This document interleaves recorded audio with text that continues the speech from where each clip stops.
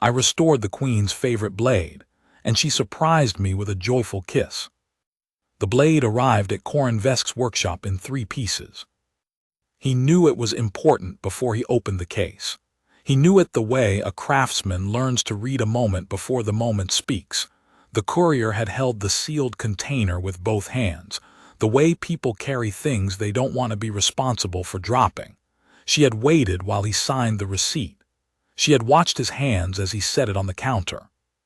She had looked at his tool wall and at the workbench, and at the pieces in progress on the side rack, and something in her expression had been measuring, not hostile, just careful, the way a person evaluates an environment they are about to entrust with something they cannot afford to lose. She had waited until he looked up from the receipt and gave a small, deliberate nod. Then she had left without a word, and he had heard the outer door seal behind her. He was a blade restorer. He had been one for 11 years, 6 of them here on the Velkorath station, a mid-tier commercial and diplomatic hub orbiting a pale amber dwarf, home to approximately 40,000 species and an unknowable quantity of things people needed repaired quietly and without record. His shop occupied a corner unit on the 4th level of the artisan quarter, tucked between a textile dyer who worked in fumes and a retired xenobiologist who kept 17 specimens in jars and was always happy to talk about them. His sign said, in 4 languages, VESK, BLADES, Arms, Heirloom Ironwork. The sign was modest because he preferred it that way. His reputation was not modest. In 11 years, he had built something that operated entirely by referral, one careful client telling one other careful client, a chain of trust that meant the work that came to him was almost never ordinary. He had repaired ceremonial swords for 3 clan chiefs, a dueling rapier for a Korathi count who had cried quietly in the corner of the shop while Corin worked, which Corin had pretended not to notice. A ritual hunting lance that a client swore had belonged to her great-grandmother's great-grandmother, which he believed, because the alloy composition bore it out. One genuinely extraordinary matched set of Vrethani butterfly knives that he suspected were stolen, but had been paid to not suspect anything of the kind, and which he had restored to a standard that suggested they had never been anything but perfectly maintained, because that was the job. The job, as he understood it, was not to make things new, it was to make things right. There was a distinction, and most people who brought work to him understood it, and the few who didn't learned it quickly or found a different restorer. He didn't sand out history. He didn't replate surfaces to hide what time had done. He stabilized, corrected, reinforced, and what he gave back was the object as it wanted to be, not the object as it had been before everything happened to it. Because before everything happened to it was a state that could not be restored, only faked. He didn't fake things. He had a reputation, specifically, for not faking things, which was why clients who cared about something real brought it to him rather than to someone who would give them a shinier version of whatever they handed over. He had never received anything under armed escort, with a custom seal, and a handwritten note inside the lid that said, "This work cannot leave the shop until completed. Do not photograph the blade. Do not describe the blade to others. Standard fee plus double your discretion rate. Office of the Quorum Liaison Heth Voreth Delegation." He opened the case and stopped breathing for approximately 4 seconds. The blade was Vethari. He recognized the construction immediately, the shallow double curve, the way the edge was set not at the geometric center but offset toward the spine, the 7-groove fuller that ran from the ricasso nearly to the tip in a pattern he'd only seen in illustrated texts on pre-collapse Vethari craft traditions. Vethari bladework was old, not antique old, not collector old, old in the way that a thing becomes when the civilization that produced it has been gone for 600 years and left no successor tradition, only relics and the arguments of scholars about what the relics meant. And this one was in 3 pieces. He sat on his work stool and looked at the pieces in the case for a long time. The break at the guard was clean, A stress fracture, he thought, old impact damage finally completing itself along a fault line that had probably been waiting to finish for decades. The material at the break had the gray-silver oxidation of age around the edges of the separation, which told him the fracture had not just happened. This was not a fresh wound. This was a wound that had finally opened. The second fracture was different. It ran midway up the blade, and the metal at the separation had a different color, brighter at the edges, with the uneven burnishing that came from heat. Someone had tried to repair it before him. Someone had applied heat to the joint and used a fill material that was wrong, and the wrong fill had contracted differently than the original alloy under cooling, and had opened up the joint again, almost certainly with enough force to propagate new damage into the surrounding metal. Someone had tried to repair it under pressure, without the right materials, and had made things significantly worse. He'd seen it before, not with a blade this old, but the pattern was recognizable. Desperation and time pressure and the wrong tools, and hope that it would hold. It had not held. He sat there for a while longer. He thought about what this blade had been through, not the recent damage, but the long arc of it. A blade this old in this condition with these construction marks had been through everything a 600-year span could contain. Wars, storage, loss, recovery, multiple sets of hands that may or may not have understood what they were touching. He opened the private notebook he kept in the locked drawer, the one where he recorded the work that required thinking about before he could begin. He wrote, Vethari.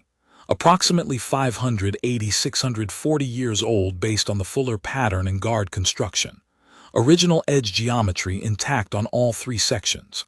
Prior repair attempt at mid-blade fracture, heat damage, wrong alloy, incompetent or desperate hand. Guard break is clean, joinable if I can source compatible fill material. Mid-blade section is the problem. He paused. He wrote, This is the most important blade I have ever held. He wrote, I need to think about whether I can do this. He sat in his shop for another 20 minutes. He made a cup of tea. He drank it standing at the window that looked out onto the fourth-level corridor, watching the foot traffic, a maintenance crew with a cart of panels, two Korathi scholars in argument, a family of Velith navigators in their characteristic layered coats, a station-born child of indeterminate species running a relay race against herself. He went back to the case and looked at the blade again. He thought, I can do this. I don't yet know how, but I can do it. He began thinking seriously about how. The liaison's name was Sarath Kolvani, and she arrived 2 days later without an appointment, which he had expected. Clients with sealed cases and custom stamps did not make appointments. They arrived when they were ready and assessed what they found. She was Vethari in the partial sense that most living Vethari were descendants of the original bloodline diluted across 6 centuries of diaspora, their ancestry more cultural claim than genetic continuity. Her skin was the gray of Vethari who had lived away from direct sunlight across generations, several shades removed from the silver luminescence of the direct line. Her hair was deep burgundy, pinned in a formal configuration he couldn't read culturally. She carried herself with the careful economy of someone who had learned to conserve attention. She looked at his workbench. She looked at the tool wall. She spent a moment on the piece he was currently working, a Korathi cavalry saber, decent age, good bones, and he let her look, because assessment was reasonable and he had nothing to hide.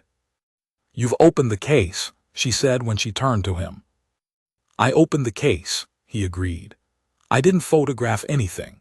My log shows a general entry, Ironwork Restoration Commission, Velkorath client, no further detail.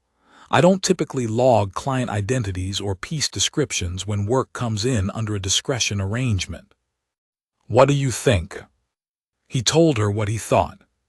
He told her about the original guard break and the stress fracture characteristics, about the repair attempt and the heat damage, and what it indicated about the fill material used. He told her about the mid-blade section and why it was going to be the challenging part. Not structurally, but materially, because the Vethari alloy composition was contested in the literature, and what he needed was a fill material that matched not just visually but metallurgically, at the grain level, or the join would behave differently than the surrounding metal under temperature change and stress cycling, and eventually do exactly what the previous repair had done. He told her about the microanalysis he wanted to commission and why, and approximately how long it would take, and what it would cost. She listened without interrupting. When he finished, she was quiet for a moment, and in that moment he had the sense of someone running rapid calculations, not about the cost, but about the timeline and its implications. The prior restorer, she said, was working under time pressure. He was not given the blade's provenance record, and he was not told about a temperature event in the blade's history that changed its internal structure 2 centuries ago. He used the best Vethari-adjacent alloy available to him. That would explain the outcome, Corin said. It doesn't change what I need. No, she agreed. It doesn't. The microanalysis, how confident are you that Sellies at the Station Materials Lab can give you what you need? He had mentioned Sellies' name only in passing. She had been doing her own research. Sellies is the best materials analyst on the station, he said. If the information is in the metal, she can find it. How long? 8 days if I use the station's lab. 12 if I want a second opinion on the composition findings. Use 12, she said, and then. If the analysis gives me a reliable profile I can match, the actual restoration is 8 to 10 weeks. I won't rush it. I'll do the guard junction first, let it set and stress test it for at least 2 weeks before I touch the mid-blade. The previous restorer's mistake was rushing the critical join. I'm not going to repeat it. Sarath Kovani was quiet for a moment. Then she said, the blade is approximately 600 years old. It was carried by a ruling queen in the Vethari's last expansion period. It was lost in the succession collapse and recovered 60 years later. For the past 5 generations, it has been in the quorum's ceremonial keeping, displayed in the family gallery of the ruling line. He absorbed that, he let the weight of it settle, and the ruling line's current head. The Vethari queen is Elindra Nuz Vethari. She governs the Vethari settlements and chairs the quorum. She is the 7th in unbroken descent from the queen who originally carried this blade. And the blade was damaged how? There was a dispute, Sarath said, with the careful neutrality of someone who had chosen that word deliberately, about custody. A faction within the quorum's political opposition claimed the blade as part of a broader claim against the ruling line. The blade was removed from the family gallery during a period of institutional instability. It was damaged in the course of that removal. The quorum has recovered it and the custody claim has been resolved. A pause. I am not at liberty to give you details beyond that. I don't need them, he said. He thought about the recent fracture at the mid-blade, the burnished edges, the wrong alloy repair attempt. Someone trying to fix it quickly, probably hoping to return it in restored condition as a gesture, or perhaps just panicking when they found what they had. The Queen, he said, received news of this when? 23 days ago. Has she seen the blade? No. She was told it was in 3 pieces. She has not seen the pieces. He thought about that. An ancestral weapon, 600 years old, last in the hands of an ancestor who governed an expanding civilization, and now the person with the strongest claim to it had been told, 23 days ago, that it was broken, and had not yet seen what that meant. He thought about the 23 days. I'll take the commission, he said, which wasn't necessary since he'd already agreed by opening the case, but which felt like the right thing to say out loud. He spent 12 days on the microanalysis, which was 11 more than he'd originally estimated for the preliminary assessment. The station's materials lab was run by a Korathi named Sellies who had the social manner of a research instrument, precise, impersonal, focused, and the competence to render that manner entirely forgivable. She ran the blade's composition twice using standard spectrographic methods, found the results implausible, argued with her own data for an afternoon, and then ran it a third time using a technique she described as experimental and which she had never used on a blade alloy before. She delivered him a 40-page report on day 11 and a 2-page addendum on day 12 that contained, at its center, a single sentence. "I have never encountered an alloy with this grain structure, and I am not certain what produced it." He read the report twice in one sitting, in his workshop, with the blade laid on velvet in front of him. The Vethari alloy incorporated 3 trace elements in a ratio that was either lost to history or had never been documented in surviving records. Their combination produced a crystalline grain structure that was simultaneously harder than any modern high-performance alloy and marginally more elastic, properties that should, by contemporary materials science, be mutually exclusive. The grain structure was also sensitive to temperature in a specific way that explained everything about the mid-blade fracture and the previous restorer's failure.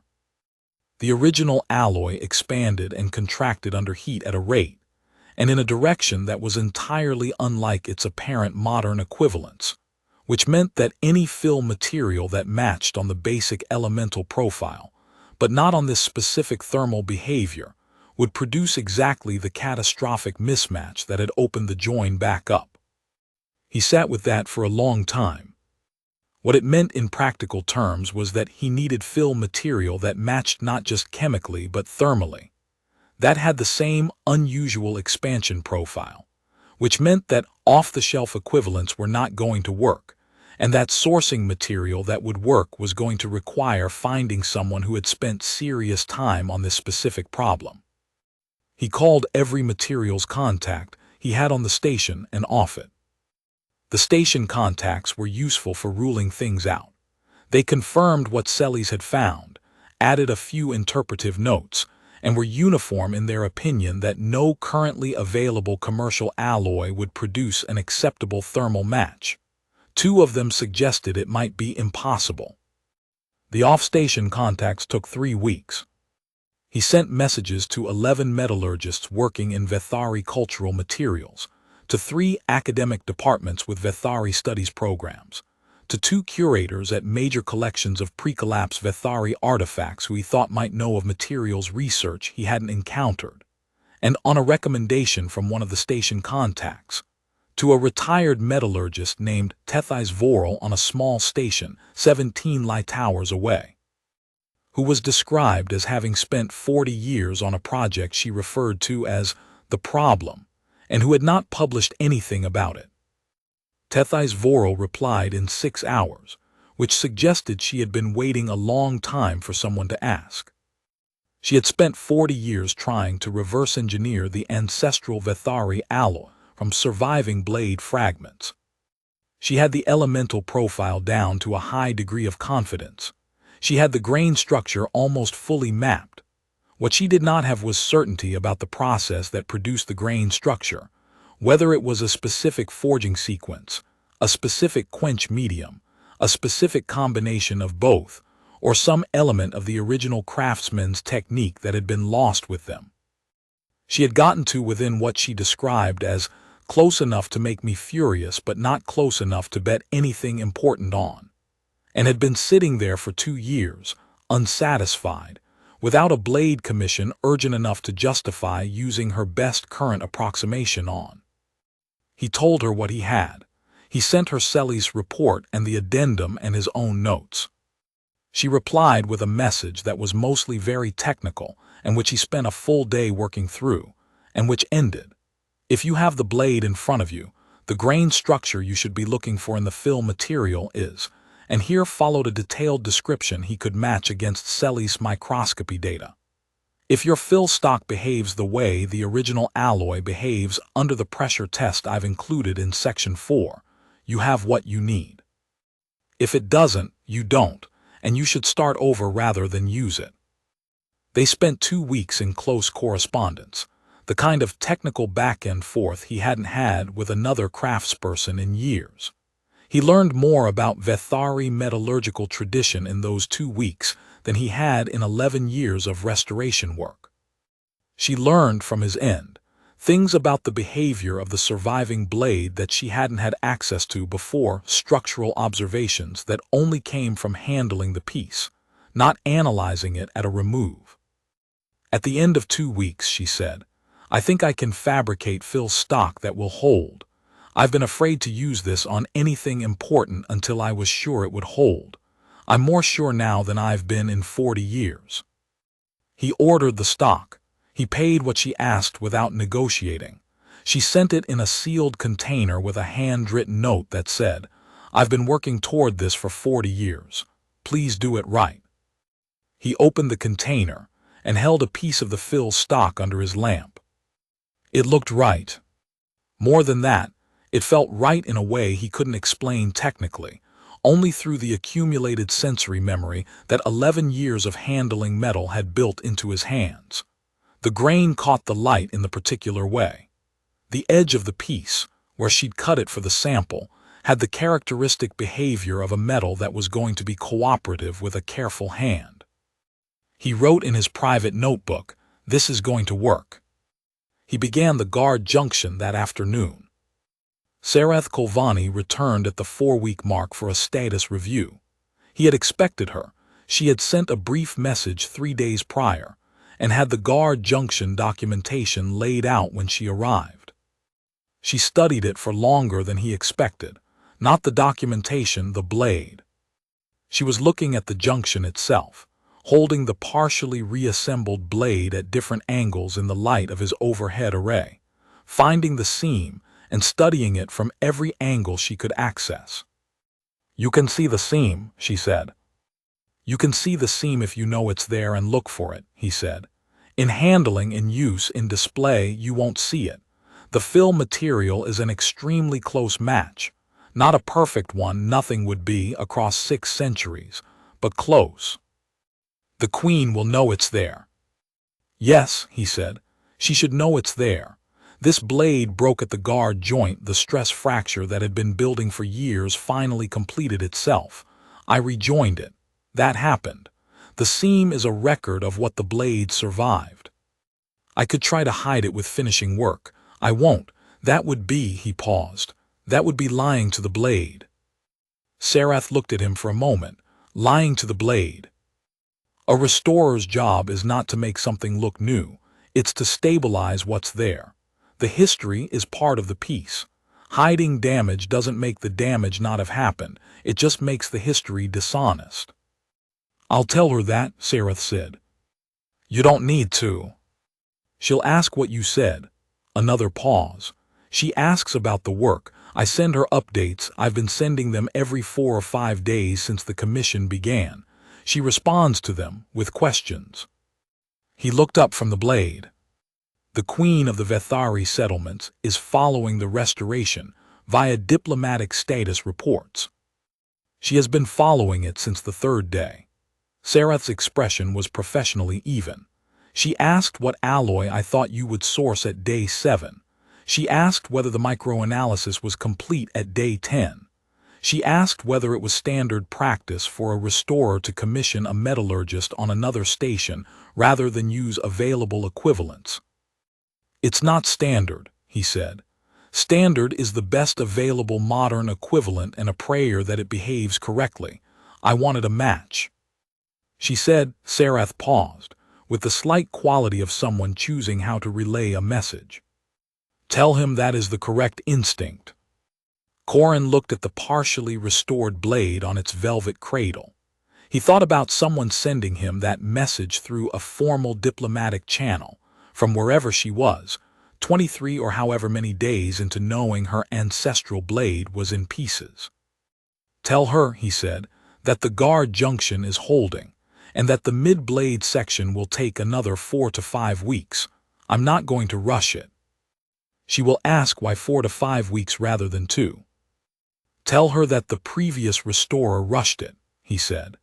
"Tell her I'm not going to make the same mistake twice, and that the blade has been through enough already that it deserves a careful hand."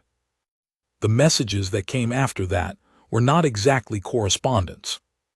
They were routed through the Quorum Liaison Office, formally headed and phrased in the careful register of official communication.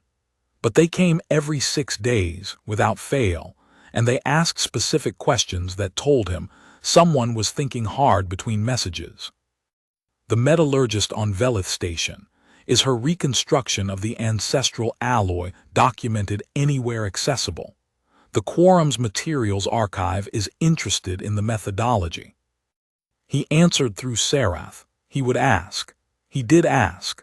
Tethys Voral replied with a paper she had written and never submitted for publication because, she said, she had been waiting until she was satisfied the work was finished enough to document. He forwarded it without comment. 2 days later, a message came back. The Quorum's Materials Division has reached out to Dr. Voral. Thank you for the introduction. He had not introduced them. He had forwarded a paper. It had done more work than an introduction could have. He has noted a temperature event in the blade's history that altered its internal grain structure approximately 2 centuries ago. The previous record I hold does not account for this. Is there any way to determine the nature or cause of the temperature event from the materials analysis? He went back to Celes. This took a full day and cost him a second consultation fee that he did not add to the bill.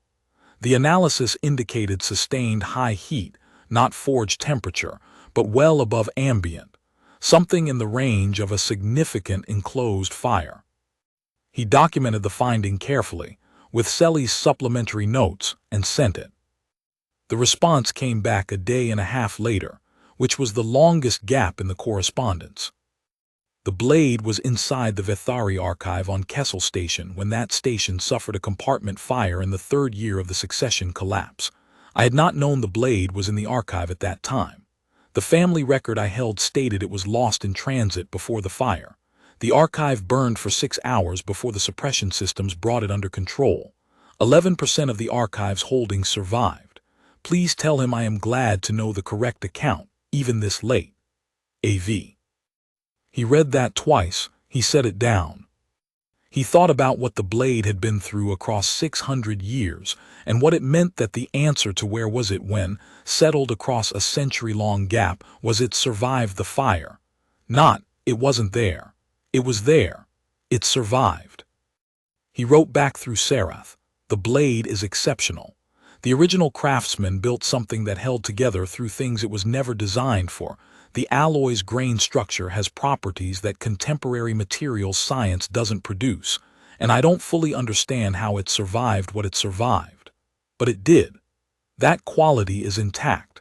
I'm not restoring a damaged thing. I'm revealing what was always there. He sent it. He went back to work. The reply came back in 4 days. It was in Vethari, not basic, not a rooted translation. He had to take it to the station's translation office and wait while the on-duty linguist, a middle-aged Orathi woman named Velith who had done the station's Vethari translation work for 12 years, worked through it. She looked up at him when she was done. "Do you know who sent this?" she asked. "I have a reasonable suspicion," he said. The formal Vethari structural conventions in this message indicate the writer holds the governing title. She handed him the translation with an expression that suggested she was exercising professional restraint about the implications. "Whenever you're finished getting messages from the Vethari Queen, I'd like to hear about it." He took the translation and walked back to his workshop. The craftsman who built this blade 8 generations before me had a name that the family records do not agree on. Some say Verath Nin, some say Velith Koras. I was told as a child that the name doesn't matter, that the blade is the name. I think I understand now what was meant by that. The blade survived because he built it to survive. He could not have known what it would be required to survive, but he built the thing that could. Thank you for the work you are doing. A.V. He sat in his workshop for a long time. He looked at the mid-blade section, the harder of the 2 breaks, the one that still needed 4 weeks of careful work. The section that the original craftsman, whoever he had been, had built from the same alloy that had survived everything. "Right," he said to it. "Let's get you home." The mid-blade work took 6 weeks, not 4. He found the second fault line on the 23rd day. He had been running a standard pressure test on the upper section of the mid-blade piece, the section that had been through the heat damage where the prior repair had failed, and at a specific point in the test cycle, the section responded in a way that was almost imperceptible but not quite. He stopped. He ran the test again, more slowly. He ran it a third time with a different pressure gradient to map the anomaly. It was a diagonal line, roughly a third of the way up the upper section, invisible to the naked eye and detectable only through this specific test because it was not a fracture. It was a region of different crystalline orientation, a line where the grain structure changed. He had never seen anything like it in 600 years of blade history, which meant he had never seen anything like it in any blade he'd worked on, because 600 years was the farthest back his experience reached. He called Sellie's. She came to the workshop, ran her own set of analyses, and looked at him afterward with the expression she reserved for things she didn't have an immediate framework for. "It's not a repair," she said. "The composition on both sides of the line is identical. The grain orientation shifts. I don't know what causes that in the original forging process." "Could it be deliberate?" She considered. "It could be. I don't know enough about pre-collapse Vethari forging technique to say." She paused. "It's stable. Whatever it is, it's been there for as long as the blade has been together. If you don't disturb it, there's no structural reason it should change." He documented it, photographs, pressure test records, Sellie's analysis. He sent the documentation through Sarath with a note, found a second anomaly in the mid-blade section. Not a fracture, a historic structural feature, probably from the original forging. "Stable. I'm leaving it alone and documenting it for the record. Does the family archive have anything about the construction process? There may be a story here." The response came back in 4 days. "The archive is being searched. No record located yet. Please proceed as you judge best." AV. He proceeded. The mid-blade joint itself, when he finally reached it, took 4 attempts across 5 days.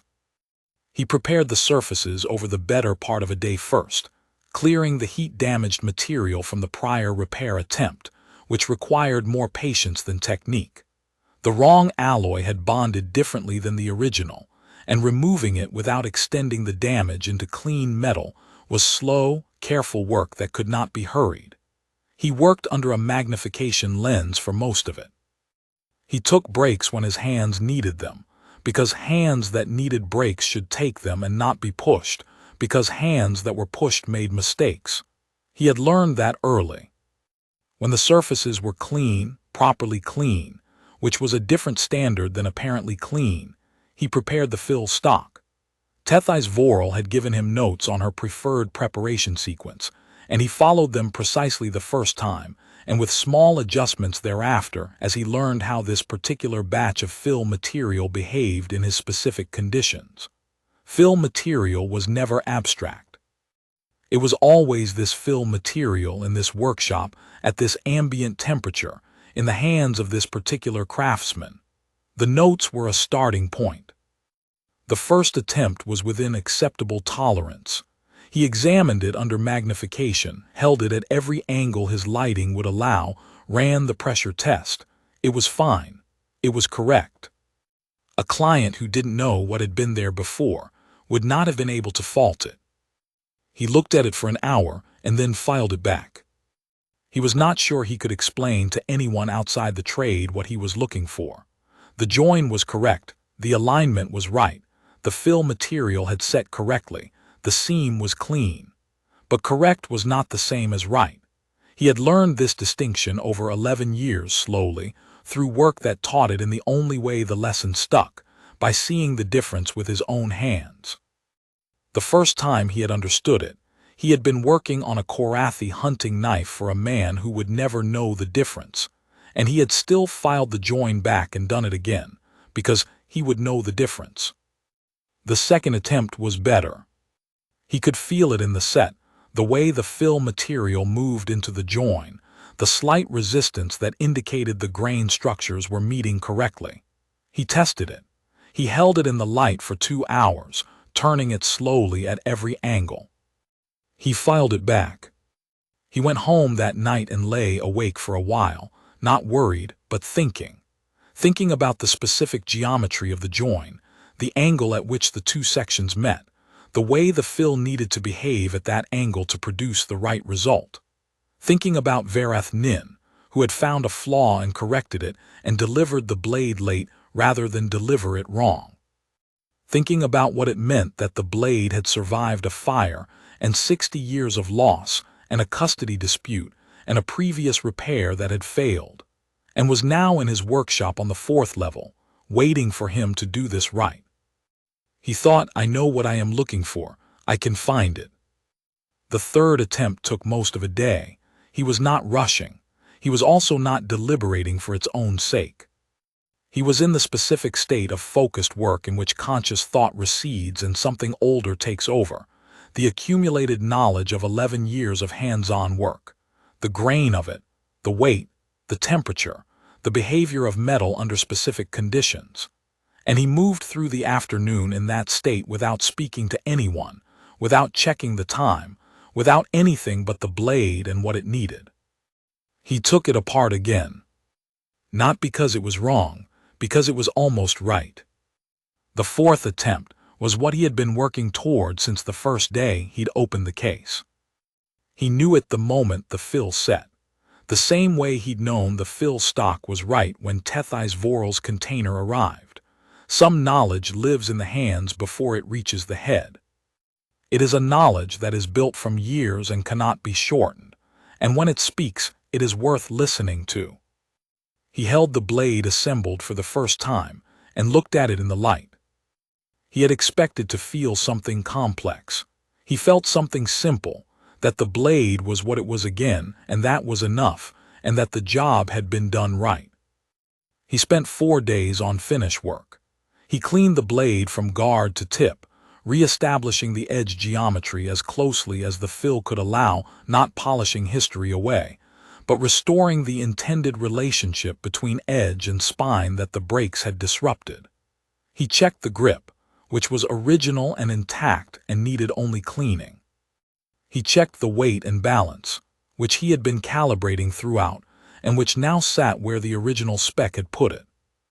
He ran the title fidelity check he ran on every major commission: structure, material, balance, edge, surface, overall impression.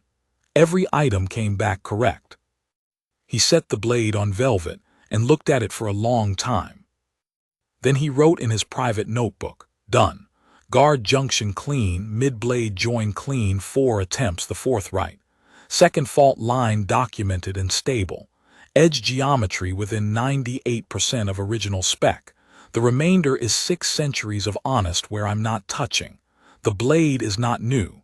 It is what it was. He sent Sarath a message. The restoration is complete. When does the Queen want the blade? The answer surprised him. The Queen will collect the blade personally. She is on Vel Korath in 9 days for the Quorum's trade session. She asks whether you would be available to present the work at your workshop. He read this message, read it again, and replied, yes.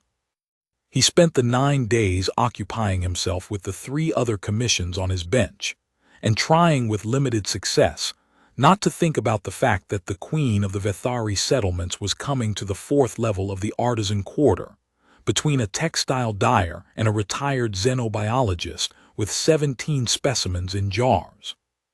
He cleaned the workshop. He reorganized the tool wall into the order that made the most logical sense, rather than the order it had accumulated into over years of use. He replaced the overhead lighting with a warmer-toned array that was better for presenting finished metalwork, not to be impressive, but because the blade deserved good light, and she should see it in good light. He moved the 3 commissions in progress to the back room, where they were out of the way but accessible if he needed to demonstrate he was a working shop and not a stage set. He found and disposed of a part of a lunch he had eaten at his bench 2 weeks ago and forgotten about. He moved a rack of reference texts to a more orderly position. He considered whether the velvet cradle he'd made for the blade presentation was the right color and decided it was. He received a message on day 6 from Sarath indicating that the Queen's personal security would want to inspect the premises the morning of the visit, and he replied that this was completely fine and then reorganized the tool wall again, because reorganizing something was a useful thing to do with hands that wanted a task and didn't have the right one. He sat down at his workbench, looked at the reorganized tool wall, and acknowledged to himself that he was nervous. He had been in the presence of significant people before. He had worked while a Korathi count wept quietly in the corner of the shop. He had conducted a 2-hour examination of a hunting lance while a clan chief's honor guard stood at the perimeter of the room. He had once, through a series of referrals that had surprised him at each step, spent a morning in a sealed room on the station's diplomatic level doing a consultation for someone who he was later told had been an ambassador, though to what and from where was not specified. He was not, as a rule, nervous. But the blade had been in his care for 10 weeks. It had been in his hands, the specific weight of it, the specific feel of the alloy under different pressures, the way the guard fit when fully assembled.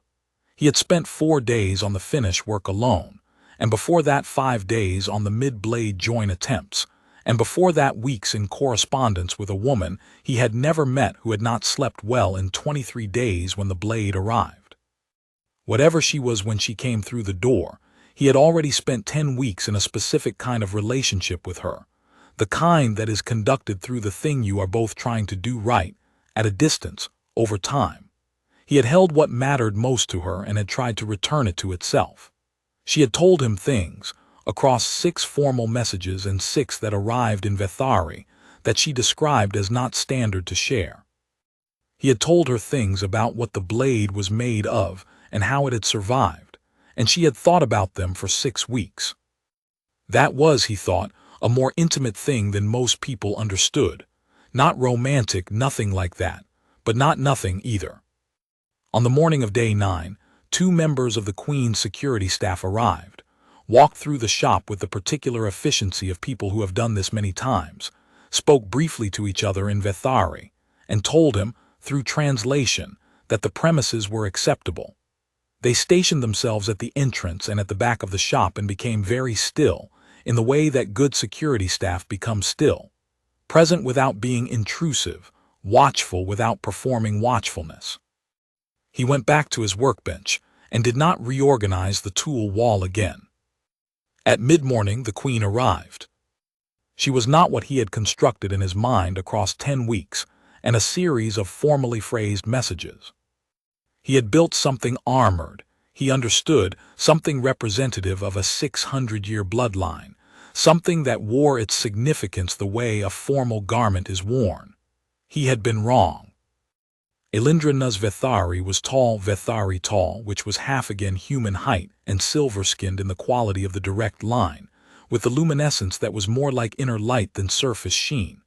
It caught the eye as depth rather than brightness, the way still water catches light differently than glass. Her hair was copper, unbound to her shoulders. Formal Vethari unbinding was significant, he knew from the correspondence. It was not a casual state. Her eyes were the amber gold he'd encountered in illustrated historical texts, adjacent to the phrase asterisk, the color of old flame. She wore the quorum diplomatic sash over a deep slate blue garment. No armor, no ceremonial weapon, nothing that was performance beyond the sash itself, which was function. She walked into his workshop and looked at the blade on the velvet cradle. And stopped. He had prepared to walk her through the work. He had a sequence planned: guard junction first, then the mid-blade join, then the second fault lines documentation, then the finish work and the edge geometry. He had the materials report in a folder. He had his private notes in case she wanted detail.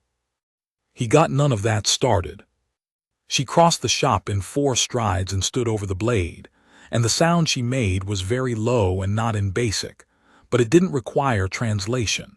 She stood there for a long moment, not touching it yet, only looking, and the security staff at the door had gone so still that the shop felt like a held breath. Then she picked it up.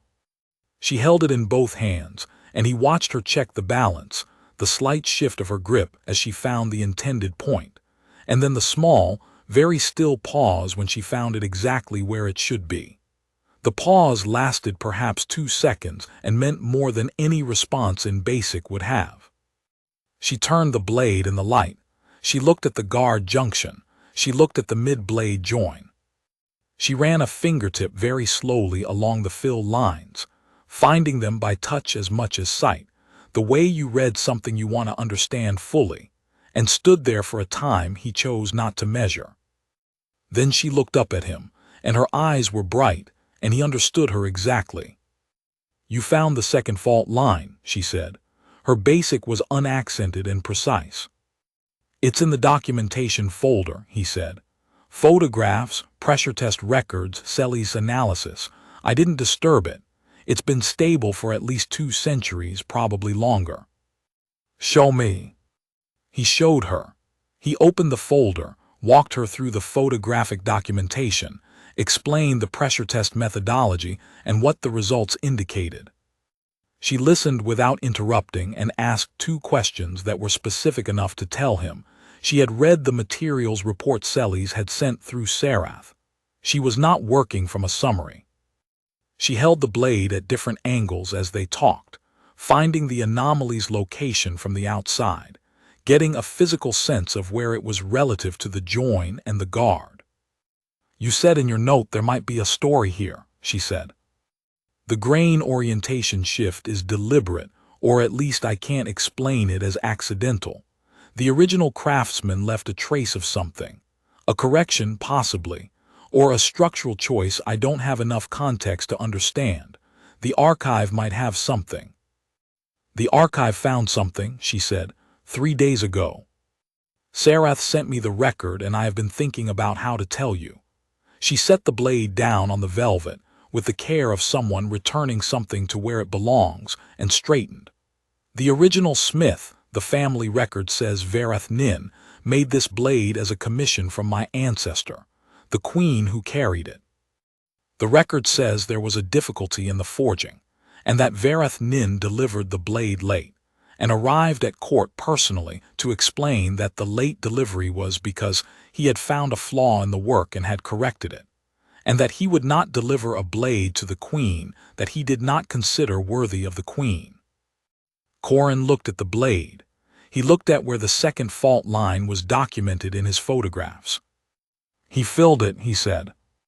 "The grain orientation shift is the correction. The correction held for 600 years. "Yes." She was quiet for a moment, looking at the blade. "I think he would have understood why you filed back the second attempt." He looked at her. "Sarath has been thorough with my updates," she said. Her tone was even, but there was something in it that he recognized as the register of someone who has been paying careful attention and wants him to know it. "You filed it back because you could do better, not because the first attempt was wrong." "The first attempt was within tolerance," he said. "It wasn't what I'd intended." She looked at him with those amber gold eyes, and he had a clear, sudden understanding of something. That she was a person who had spent a great deal of her life surrounded by work that was within tolerance and called finished. That she knew, precisely and from long experience, what that distinction felt like. "The discretion rate," she said, "I want to increase it." "The rate was agreed at the outset. I don't need." "I'm aware you don't need it," she said. "I want to increase it because the commission warranted it. The blade spent 60 years lost, 2 centuries through the aftermath of a fire that should have destroyed it, 6 days in a custody dispute I am not going to detail, and 10 weeks in your shop. It is in better condition now than it has been in my lifetime." A pause. "My grandmother held this blade once when I was very small, and the memory I have is that it looked tired. I didn't have words for it then. I know now what I was seeing, the prior damage that was never correctly addressed, the weight of things that had happened to it. It doesn't look tired now." He looked at the blade. He thought about all the things that constituted a grandmother holding something and a child noticing, without language for it yet, that the thing was not as it should be. He thought about how long that observation had been waiting to become a statement. "I'll accept the increase," he said. "Good," a brief pause. "I would like to ask you something." "Yes." "When you wrote, in the message you sent through Sarath, that you were not restoring a damaged thing, but revealing what was always there." She looked at him with the attentiveness that had been in every question across 10 weeks of correspondence. "Did you mean only the blade?" He thought about it honestly, the way the question deserved. "I can only speak to the blade," he said. "But what I meant about the blade, the grain structure is exceptional. The original craftsman built something that held together through things it was never designed for. They built it to be survivable. That quality survived everything the blade went through. What I did was take away what was obscuring it." "And the Vethari," she said. "Can the same be said?" He was quiet for a moment. He thought about how to answer without being either cautious or false. "A blade is a discrete object," he said. "A civilization isn't. I can examine the blade's grain structure and tell you what it's made of and what it can withstand. I can't do that with 600 years of a people." He paused. "But I'll say this, the blade survived because of what the original craftsmen put into it. Whatever they knew about making things that last, that knowledge was in the metal. The fire, the losses, the custody dispute, none of it destroyed that. I found it intact." She was quiet for a long time after that. Then she laughed. It was not what he had been braced for. It was not a diplomatic sound or a measured sound. It was a real laugh, surprised and warm and genuine. The laugh of someone who has received an answer they didn't expect and are pleased by it. And it did something very specific to her expression. It took away the 600 years of careful governance and left a person who had just heard something that delighted her. 6 weeks, she said, still with the warmth of the laugh settling in her face. 6 weeks of thinking about that phrase, and I never thought to ask the obvious question. She was smiling. "You are a craftsman, not a philosopher. You were talking about the blade." "I was talking about the blade," he confirmed. "But the question you were asking is a good one. I just can't answer it with any confidence." 6 weeks of trying to answer it myself, and I am not sure I can either. She looked at the blade. "I have been asking that question since I was 17 years old and understood what the succession collapse had cost us. Not just land and population, those can be rebuilt. What takes longer is the knowledge of what you were when you were at your best before everything went wrong. That is harder to find." She looked at him. "The blade's answer is useful. Not for the same reasons I thought it would be, but useful." "I'm glad," he said, and meant it simply. She looked at the blade for a long moment more. Then she looked at him. And then she did something that he didn't move for a full second afterward. She stepped forward, took his face in both hands, steady and deliberate, not sudden, tipped it upward slightly to account for the height differential, and pressed a kiss to his forehead. It was quick and firm and warm, and entirely composed, and when she stepped back she was still smiling. "That is a Vethari expression of gratitude," she said, reading his face. "For work of significance to the family. It is not a romantic gesture, though it is not a small one. My grandmother did it to the woman who recovered the Velith archive, in the year I was born. I have done it twice before. Once to a physician who found the correct diagnosis when 6 others had not, and once to a station worker who located my daughter when she was lost in the maintenance corridors for 4 hours and who stayed with her, talking to her, until the search team arrived." She paused. "I have been planning to do it since the 3rd message I sent you, when you told me you were going to source Phil's stock from the Velith metallurgist rather than use the best available modern equivalent. I thought, if the work is what I believe it will be, I want to do that." He absorbed this. "The work is what you believed it would be," he said. "The work," she said, "is better than I hoped." She picked up the blade and held it easy at her side, and something settled into her posture, a quality he could only describe as rightness, the specific way a person carries a thing that belongs in their hand. The blade fits. I have held this blade 6 times in my life, and it has never felt exactly right. There was always something slightly wrong with the balance, something slightly wrong with how it sat. I knew it, but I couldn't name it, because I had nothing to compare it to. Now I have something to compare it to. He thought about the 4 attempts, the 3 that were correct and the 1 that was right.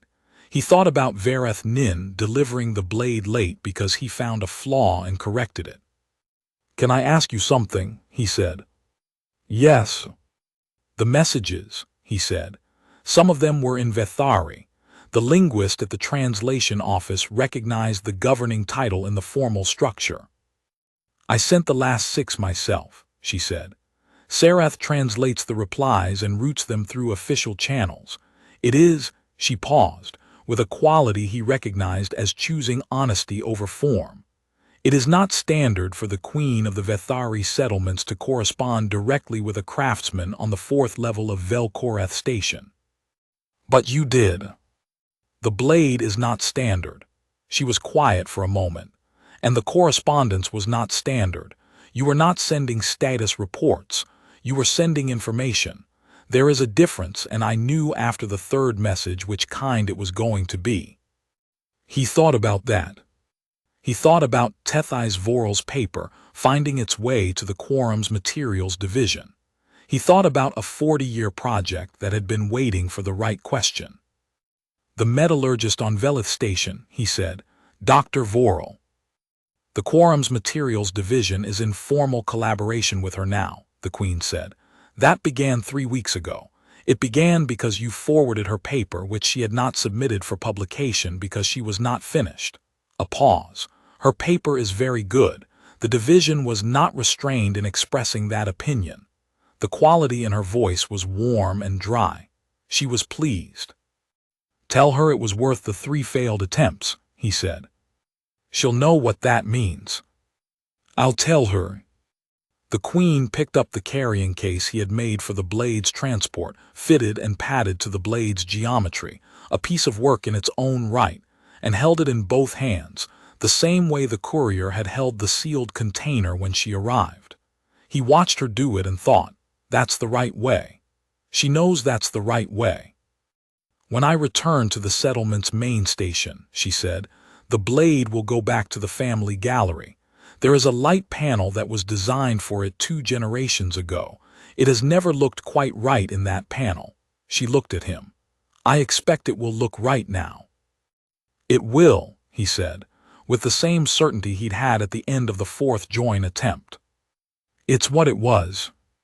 She smiled again, not the surprised laugh smile, something quieter and settled, the smile of someone who has been worried about something for a long time and has found the worry to have been unnecessary, or at least now resolved. The smile of ending. "Thank you, Corin Vesk," she said, "for the work, for the instinct, for filing it back." "It was the right thing to do," he said. "It was the only true answer he had." She left. The security staff filed out behind her, the outer door sealed. He stood in his workshop, alone with the empty velvet cradle and the better lighting he'd put in 9 days ago and the reorganized tool wall, and stayed there for a moment that he let last as long as it needed to. He opened his private notebook and wrote, "Elindra Nuz Vethari, Queen of the Vethari Settlements, 7th in unbroken descent. She knows what the blade weighs and how to hold it. The gallery panel will look right now. Vareth Nin made something exceptional. I was glad to be the one who was here." He closed the notebook and put it in the locked drawer. The textile dyer in the next unit was starting her afternoon run, the faint chemical smell drifting through the shared wall, as reliable as a tide.